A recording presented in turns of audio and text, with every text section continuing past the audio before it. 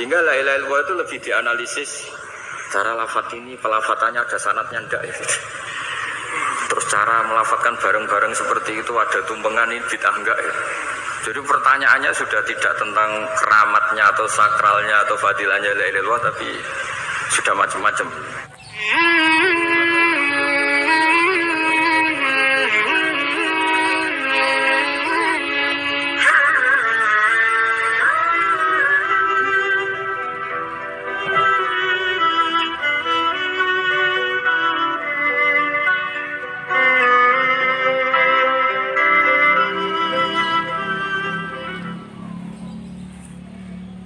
Karena dari awal ini ngaji untuk seneng ya, untuk farhah itu seneng. Tidak tahu saya bacanya Farhatul Aidin wa Falahul Faizin ya, Pak Ketua, Pak Amam. Saya cerita sedikit tentang seneng ya, al-farah ya. Dalam Islam seneng itu sudah ibadah. Jadi di antara ibadah terbaik manusia itu seneng. Jadi kalau analoginya kita dikasih rumah teman atau mertua atau guru atau siapa saja, hal paling menjengkelkan itu ya sudah dapat gratisan grudu itu gremeng.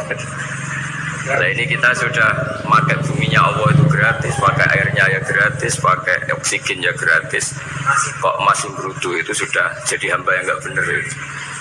Jadi bayangkan kalau kita pakai oksigen bayar, pakai buminya bayar, pakai airnya bayar semua, kayaknya kita tidak mampu membayar, dan kita sama Allah hanya disuruh ikrar, disuruh sujud.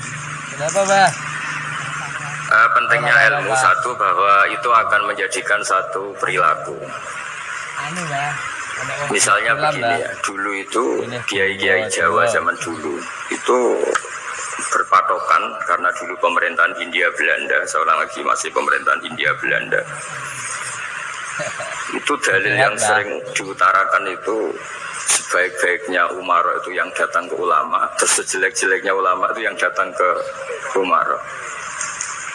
Tapi semenjak pemerintahan Indonesia dan kemudian ditandai beberapa tokoh kayak Gus Wahid putra Kiai Hasyim jadi Menteri Agama, ada Gus Wahid putra Kiai Wahab juga jadi Menteri Agama, ada Kiai Fatur Rahman keluarga Mbah Maimun, keluarga Sarang juga pernah jadi Menteri Agama.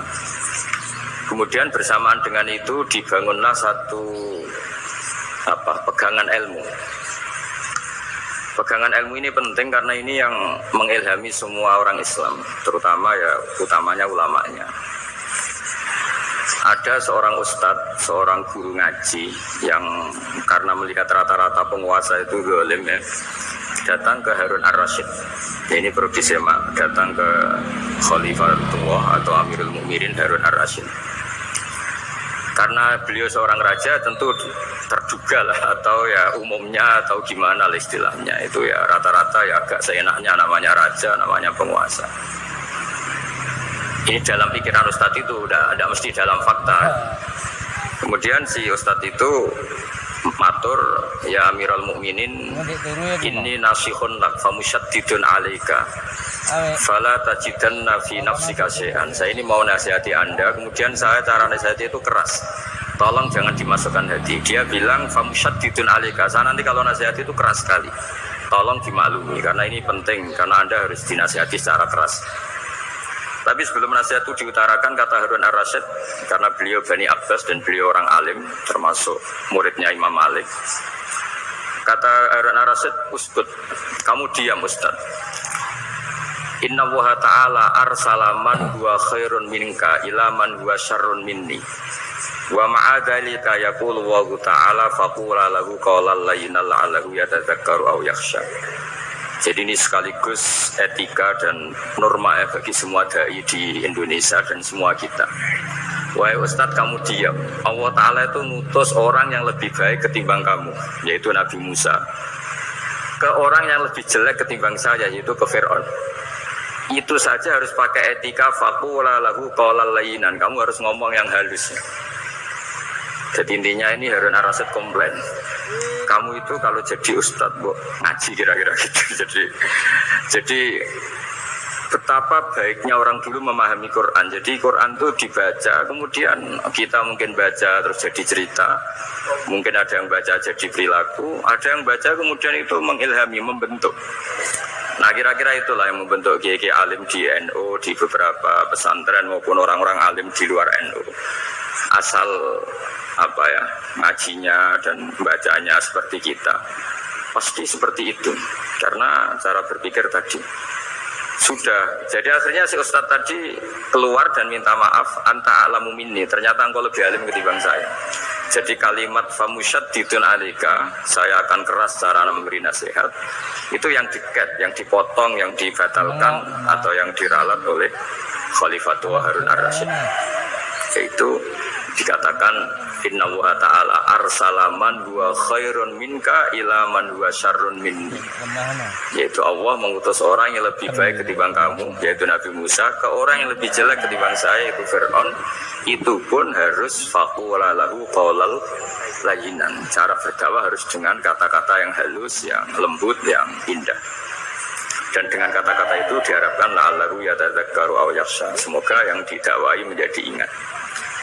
Sehingga dengan kemampuan ilmiah seperti ini menjadi pegangan bersama bahwa kita sebagai dai atau sebagai tetangga atau sebagai sama-sama warga Indonesia, bawaan kita memang harus faqula lahu qawlan layyinan la'allahu yatadzakkaru aw yakhsha. Kemudian dalam disiplin ilmu yang lain, halus itu tidak kuat. Angin itu ya halus, tapi kalau di manage itu jadi kekuatan yang dahsyat. Begitu juga air dan sebagainya. Sehingga tidak perlu khawatir terus kalau dakwah halus itu tidak punya efek yang signifikan. Tidak juga. Allah Ta'ala itu pengelola angin. Angin itu kekuatannya dahsyat, sehingga Nabi Sulaiman dikasih kekuatan angin dan bisa terbang kemana-mana. Kemudian sekarang jadi teknologi yang banyak memanfaatkan angin, mulai rem, mulai apa saja. Sehingga dari cerita saya ini kemudian terus kiai-kiai itu membentuk dakwah termasuk di ekonomi dengan cara yang rileks. Nah cara rileks itu satu tentu dimulai dengan ilmu. Misalnya begini, saya beri contoh. Ketika ada orang melafadzkan kalimat la ilaha illallah, tiada Tuhan selain Allah. Kemudian kalimat ini mungkin kalau orang NU baca itu rutin ya, karena kiainya kelamaan ya yang ikut sambil tidur ya. Kalau tahlil itu disebut kiai tertentu itu mesti yang belakang wah suwi itu kalau kiai itu lama itu. Nah kiainya juga karena jadi lakon ya kan lebih semangat karena pegang mic. Biasanya gitu di NU itu kalau khotib mesti semangat karena yang pegang mic, yang dengerin mesti ngantuk karena monoton gitu. Karena yang mendengerin sudah tahu pasti nyuruh baik meninggalkan yang jelek, jadi ilmunya sudah disimpulkan dulu.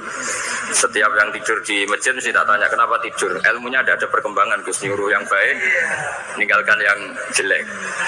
Tapi kalau ilmunya agak ada perubahan kan dengar semua pasti nyuruh yang jelek meninggalkan yang baik, karena watak manusia itu agak-agak suka fitnah, itu suka geger. Tapi kalau monoton itu mesti enggak itu. Tapi yang menjadi pegangan kita, saya ulang lagi, itu ilmu dulu. Saya ulang lagi itu. Saya berkali-kali menyontohkan, kalau ada orang kafir, orang yang tidak bersyahadat 70 tahun, kemudian dia bersyahadat sekali saja di akhir hayatnya, itu kata Allah, qulil ladzina kafaru iyantahu yughfar lahum ma qad salaf. Katakan ke mereka yang kafir, jika dia mau bersyahadat, itu masa lalunya diampuni semua. Sehingga kedahsyatan kalimat ini luar biasa. Orang yang kafir 70 tahun saja, barokahnya la ilaha illallah ini, dosanya bisa diampuni semua. Nah kemudian karena ilmu ini tidak begitu populer atau kurang dipopulerkan, atau kita sendiri kurang menghayati, sehingga la ilaha illallah itu lebih dianalisis cara lafaz ini, pelafatannya ada sanadnya enggak ya. Terus cara melafatkan bareng-bareng seperti itu ada tumpengan ini bid'ah enggak ya. Jadi pertanyaannya sudah tidak tentang keramatnya atau sakralnya atau fadilahnya la ilaha illallah, tapi sudah macam-macam wiridan cara seperti ini, ada hadisnya enggak, legal enggak, terus ada sanadnya enggak. Jadi saya mohon semohon-mohonnya untuk teman-teman yang di Al-Iman itu harus ngaji ya. Ngaji itu nanti kamu tahu cara mandang sebuah ibadah atau perilaku atau apa saja lah tahu. Karena al ilmu yurisul ahwal, ilmu itu bisa mengilhami cara pandang. Dulu yaitu saya ulang lagi, ketika zaman Hindia Belanda, karena pemerintahnya Hindia Belanda itu ulama-ulama keras sekali, sejelek-jeleknya ulama itu yang datang ke Umaroh. Tapi setelah era Mbah Hashim, era sampai Mbah Maimun, itu mereka peduli sama Umaroh, semuanya sama-sama warga Indonesia yang ingin melihat Indonesia yang lebih baik. Sehingga banyak, ya kakak saya sendiri pernah wakil bupati, terus putra Mbah Maimun wakil gubernur, ini teman saya Ki Hafid ya bupati. Semenjak itu terus, dan itu nggak lepas dari cara pandang. Yaitu cara pandang diantaranya adalah cerita tentang Nabi Musa yang Allah tetap peduli sama Fir'aun, sehingga tetap didakwai Nabi siapa? Musa. Dan posisi Musa datang bukan memanggil. Ya, cuma sampai sekarang tuh belum pernah ke kantor bupatinya Pak Hafid, karena kadang-kadang orang terus curiga mengajukan proposal, jadi agak repot. Ketemu bupati itu sialnya kiai kan mesti pikirannya orang bupati ini nyangoni, kiai ini disangoni gitu. Itu terus kayak kita fakir miskin itu. Jadi makanya saya itu belum pernah datang. Tapi alhamdulillah karena beliau berambisi menjadi wakhirul umaro mayatuna babal ulama. Jadi datang tapi sangat ambisius ingin mengalahkan ulama, karena dia kalau datang statusnya lebih tinggi. Ya tidak apa-apa, ini tawadu, tapi niatnya agak begitu tawadu. Jadi datang. Makanya saya kemarin di Sob Mansur pas datang, Pak Ustadz Yusuf Mansur saya datang harus sekali saja, kalau kedua kali ribet. Karena kalau beliau datang dia punya status tawadu. Lama-lama didatangi jadi takabur, saya jadi ahli neraka, dia ahli surga, saya kan rugi dong. Hanya rugi, gue kehilangan teh, kehilangan kopi, dia beliau berstatus tawaduk, saya berstatus takabur, kan repot. Makanya saya berharap jangan datang lagi. Karena jadi repot itu, jadi repot kan. Padahal saya kalau disuruh datang ke Jakarta kayaknya ya berat, selain sibuk juga takut ganggu saya. Jadi saya sering di Jakarta, tapi ya tadi jarang ya. Biasanya ngajarkan waktu hanya pas saja, tidak kurang tidak lebih. Biasanya ngajar di pondoknya Pak Kures itu di Baitul Quran ya. Dan yang ngajar santri-santri itu. Nah, jadi pemahaman Quran dulu itu kata Imam Ghazali, ini sekaligus karena ada Pak Ustadz Yusuf Mansur, itu membaca Quran itu membaca, bukan bercerita. Kalau kamu membaca seperti ini, kunta qori'an, kamu pembaca. Pembaca itu yang mengambil pelajaran. Tapi kalau kamu hanya cerita, itu namanya kunta hakian. Sebenarnya Anda tidak membaca Quran, tukang cerita. Misalnya tadi, cerita Nabi Musa datang ke Fir'aun. Itu kalau kamu hanya cerita, wah dulu itu ada orang namanya Fir'aun, didakwai Nabi yang namanya Musa. Ya namanya tukang cerita. Kalau kamu pembaca ada gitu, betapa baiknya Allah. Orang sengawur Fir'aun saja inginnya Allah masih ingin diselamatkan dengan mengutus Nabi Musa kekasihnya. Itu namanya kunta qori'an, kamu pembaca betul, bukan kunta hakian, kamu tukang cerita. Begitu juga seterusnya tentang Quran, ayat-ayat seterusnya. Sehingga yang diharapkan dari pembacaan Quran itu memang kita sebagai ahli baca, ahli mu'tabir ya, ahli yang ngambil pelajaran, bukan tukang apa? Cerita. Sehingga dulu ketika Sayyidina Umar radhiyallahu anhu ketika membuka Baitul Maqdis atau Baitul Muqaddas dan diajak syukuran, pesta-pesta makan itu, beliau nggak mau. Ketika ditanya kenapa engkau gak mau, alasannya itu langsung beliau baca Quran. Jadi saya punya sekian contoh, saya ulang lagi, saya punya sekian contoh. Orang-orang dulu dengan Quran itu menyatu, bukan sekedar dihafal tapi menyatu. Sehingga bawaannya itu sudah Qurani, sudah Quran. Saya beri contoh pertama Rasulullah SAW, nanti Umar kedua. Rasulullah itu pernah gak makan sampai 3 hari. Terus ditanya oleh sahabat, lalu kekuatan engkau bisa hidup apa? Terus menghentikan al-aswadani, maksudnya itu tamar dan air, hanya makan kurma dan air. Tapi beliau tidak ketemu roti atau tidak ketemu nasi lah kalau orang Indonesia. Ketika hari ketiga dikasih makan oleh sahabat, dipotongkan kambing, kemudian baru makan 3 lukmah, kira-kira ya 3 asupan nasi, berhenti. Padahal sahabat yang lapar sama dengan Rasulullah itu membayangkan Nabi itu sampai kenyang, sampai apa. Tapi ketika ditanya, seperti ini pun nanti ada hisabnya. Walatus alunna yauma idzin anin naim. Jadi acara makan-makan gini itu nanti ada hisabnya. Nabi nangis. Hanya sahabat nggak jadi terusin makan. Jadi ketakutan orang dulu sama ketika Sayyidina Umar dijak pesta ketika memenangkan Baitul Maqdis itu. Inna wa ta'ala ayyara qauman. Allah itu mengkritik sebuah komunitas kaum karena apa? Adhabtum thayyibatikum fi hayatikum dunya wastamta'tum biha. Kamu adalah orang-orang yang jatah nikmat kamu sudah kamu habiskan di dunia. Adhabtum itu kalian habiskan jatah kenikmatan kamu di dunia.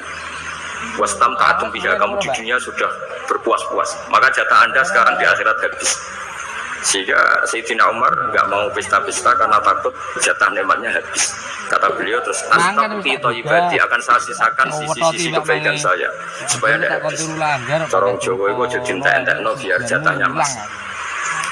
Sehingga di dunia kiai itu ya meskipun saya akrab bupati, akrab mungkin wakil gubernur, saya itu ya jarang ketemu. Karena kalau orang Jawa bawaannya ketemu ya makan-makan, guyon-guyon. Itu nak keterusan ras mlebu swarga. Makanya saya pastikan Pak Yusuf Mansur ke sini tidak akan saya jamin, biar aja, biar jatahnya masih. Jadi ini bukan karena saya kafir, biar jatahnya masih. Ya, jadi itu ilmunya kiai. Nah, efek dari ilmu ini dasar. Kalau Anda berpikir tentang nasib Anda di akhirat, nanti bawaannya juga tidak akan mudah menyalahkan orang lain, tidak akan menghakimi orang lain karena sibuk dengan dirinya sendiri, tapi tidak dengan makna egois, tapi makna orang baik itu siapa? Orang yang sibuk dengan app pada dirinya, dengan kekurangan pada dirinya, saking sibuknya mikir app-nya sendiri, tidak sempat mengoreksi app-nya orang lain. Itu awal ilmu. Ilmu itu tidak dimulai dari larangan. Kalau larangan karuan, tidak termasuk ahli surga, orang yang suka mengadu domba, tidak termasuk orang baik yang cari kesalahan orang lain. Itu namanya pelarangan. Tapi ilmu itu di atas nahi, di atas pelarangan itu. Kamu punya kesadaran bahwa kamu itu yang penting selamat dulu, jangan memikirkan orang lain. Dengan makna bukan egois, tapi dengan makna supaya tidak menyalahkan orang lain. Nah, saya termasuk ya boleh dikatakan kiai lah yang paling fanatik bahwa semuanya itu harus dimulai dari ilmu. Ya saya ulang lagi, dimulai dari ilmu. Nah, dari sini kemudian saya berharap Indonesia menjadi damai, menjadi baik. Itu bukan karena kita baik-baik banget, ya tidak mungkin kita ada nabi, tapi karena sudah sibuk dengan memikirkan kesalahan diri sendiri. Sehingga misalnya kita baca Quran, Rabbana dzalamna anfusana, lalu kita langsung ingat betapa hubungan kita dengan Allah itu harus ikrar dulu, merasa zalim dulu, merasa salah dulu. Nah, kalau semua orang merasa salah di depan Allah itu mesti bawaannya agak mudah menyalahkan orang lain, karena kita bilang Rabbana dzalamna anfusana. Nah, itulah ilmu-ilmu yang mungkin banyak membaca Quran tapi hanya baca, atau kalau baca ini tok disebut al-haqi, ahli cerita. Yang dibutuhkan tuh al-qari, pembaca kemudian mu'tabir, kemudian mau beriktibar. Seperti yang dilakukan tadi Harun Ar-Rasyid tadi. Inna wa ta'ala arsalaman huwa khairun minka ila man huwa syarrun minni. Wa ma'adhalika yaqulu wa ta'ala faqula lahu qawlal lain. Ya, kamu tidak usah memaksakan syaddid keras sama saya, karena Allah Ta'ala telah mengutus orang lebih baik ketimbang kamu, yaitu Nabi Musa, ke orang yang lebih jelek ketimbang saya, yaitu Fir'aun. Itu saja harus beretika. Faqula lahu qawlal laina la'allahu yatadzakkaru aw yakhsha. Dan alhamdulillah bawaan kita sebagai orang timur atau orang Jawa itu kalau mau ngandani orang itu halus sekali. Di antara bentuk kehalusan kata-kata diceritakan di ayat lain ketika Nabi Musa ketemu Fir'aun. Dawuhnya begini, fakul apa itu yang di juz 30 yang juz 30 ini yang bagian dari, kan tadi hanya fakul lahu qawlal layinan. Lahu qawlal layinan itu bentuknya apa? Aku pas eleng, ya, bentuknya apa? Itu Nabi Musa disuruh ngendikan sama Fir'aun, apakah kamu mau saya nasihati? Fakul halaka ila antazakka. Halaka itu pilihan, hal itu istifham, laka itu otoritatif. Jadi betapa santunya kalimat itu, fakul halaka ila antazakka. Jadi kalau dimaknani model Pak Hafid, model saya ngaji di sarang itu, halaka onoto iku kedue siro, berhak bagi kamu, berhak bagi anda, apakah anda berhak loh mendapat nasihat supaya kamu anda jadi orang yang lebih baik. Halaka ila antazakka. Jadi tidak kalimat perintah, tapi kalimat pilihan. Apa engkau mau? Sabri nasihat. Wah dia kaila rabbika fatakhsha. Dan saya beritahu kamu tentang Tuhan dan kemudian kamu menjadi orang yang baik, fatakhsha, orang yang punya khasyah, punya. Jadi kayak apa kalimatnya itu? Napa jenengan kerso? Itu kalau orang Jogja, orang-orang daerah-daerah yang berada nyuguhi tamu itu kan ayo makan-makan itu kan kayak tamunya itu kelaparan. Masa Pak Yusuf Mansur kelaparan? Tidak mungkin kan. Masa terkenal kelaparan kan tidak mungkin. Monggo nopo jenengan ngersakno. Karena bisa saja tamunya itu tidak terso, mungkin karena darah tinggi, mungkin karena takut dianggap fakir miskin, macam-macam kan orang enggak. Itu kalimatnya itu halaka ila antazakka. Kayak apa indahnya dakwah. Halaka ila antazakka itu ada kata laka itu ya terserah jenengan mau enggak. Wa ahdiyaka ila rabbika fatakhsha. Nah, itu yang disebut membaca.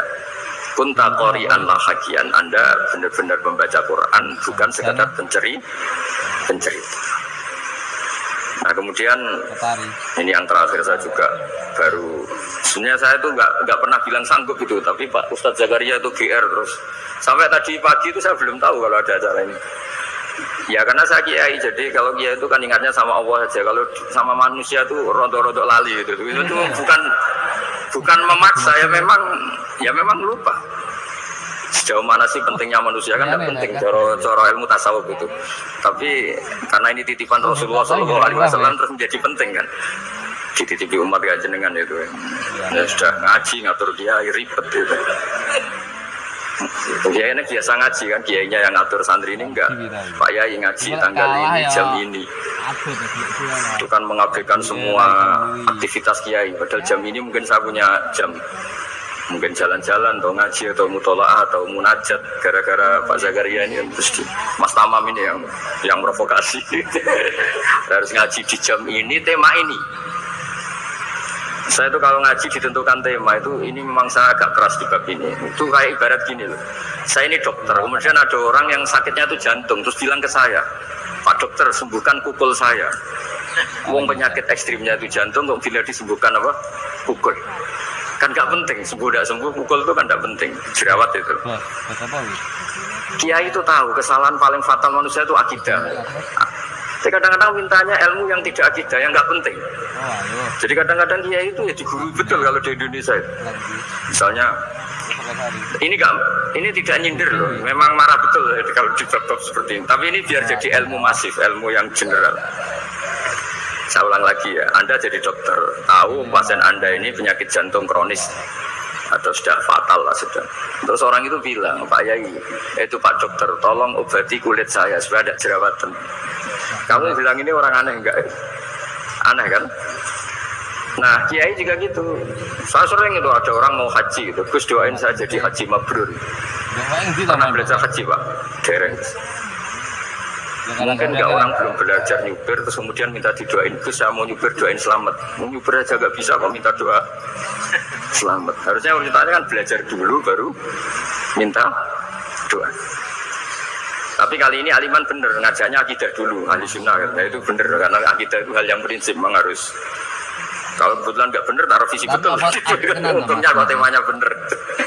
Jadi saya mohon ke seluruh orang-orang yang mau ngaji ke kiai, itu tema itu biar yang milih kiai, supaya tahu prioritas yang harus benahin. Jangan tema yang kita yang milih, jangan-jangan tema yang kita pilih itu tidak mendesak atau tidak penting.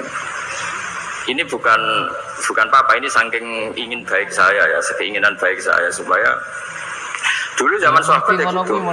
Kalau ada pertanyaan salah sama Nabi dibenerin, cuma Nabi terlalu bijak cara benerin tuh enak. Kalau saya karena tidak Nabi saja ya agak kasar kan. Kalau tidak Nabi tidak wajib bener terus, yang wajib bener terus itu Nabi. Saya beri contoh ya. Nabi itu ngendikan tentang kiamat. Terus kiamat itu dahsyat, mengerikan gini-gini. Kalau pikirannya orang kampung itu begini, Nabi ini aneh. Cerita kiamat dahsyat tapi nggak ada tanggalnya, nggak ada tahunnya. Harusnya ada dong biar kita bisa persiapan. Sehingga Nabi disomasi di tengah-tengah khutbah itu, ya Rasulullah mata sah. Karena ini orang Bedui, Nabi nggak dengerin, diulang lagi. Mata sah ya Rasulullah. Ketika Nabi mengabaikan itu ada dua kelompok sahabat, yang satu bilang lam yasma, Nabi tidak dengar sehingga mengabaikan. Yang kedua bilang sami'a wa kariha, Nabi sebenarnya mendengar tapi tidak berkenan. Tapi diulang lagi ketiganya, ya Rasulullah mata sah. Akhirnya Nabi jawab, mau tidak mau, karena kalau enggak ya dia namanya orang Bedui ngomong terus. Nabi balik tanya, ya karena cara berpikir dia kalau kiamat itu jelas kapannya kan bisa persiapan itu. Paling enggak pas mau kiamat terus pas ngaji Quran apa kan bisa persiapan itu. Akhirnya Nabi balik tanya, ma'atatalah, kalau kamu berani tanya kiamat lalu persiapan kamu apa? Ya terus orang itu bilang masyhur itu ma'atatulah kabiro sholatin wala siyamin wala kada wa kada walakin uhibbuka. Saya sebenarnya tidak punya persiapan ya Rasulullah, cuma persiapan banyak puasa ya enggak, banyak sholat enggak, tapi saya mencintai engkau. Terus masyhur itu jadi hadis paling legenda, almar'u ma'aman ahabba, sebagian disebut anta ma'aman ahabbta. Ini kata semua sahabat yang di masjid. Si Bedui ini orang paling dibenci sahabat karena mengganggu Nabi saat khutbah, tapi akhirnya ini menjadi orang paling dicintai sahabat karena barokahnya itu hadis itu keluar secara terbuka, almar'u ma'aman ahabba. Sebagai riwayat yukhsyarul mar'u ma'aman ahabba, nanti orang akan sowan sama Allah bersama orang yang mereka cintai. Nah itu sahabat-sahabat fama farihu ba'dal Islam faroharum biadal hadis. Mereka tidak pernah senang setelah masuk Islam sesenang hadis ini. Karena kita tidak perlu soleh-soleh banget, cukup nyintai orang apa? Soleh gitu. Makanya saya sekali bilang gitu ya, kadang-kadang saya jadi orang alim itu ya rugi. Ruginya tadi, misalnya ya, untuk menjadi orang alim harus hafal Quran, ngaji Bukhari, Muslim, Ikhya. Ternyata pengumuman kedua orang nggak bisa apa-apa, gelombang kedua para pecinta, waduh, itu kan repot ya.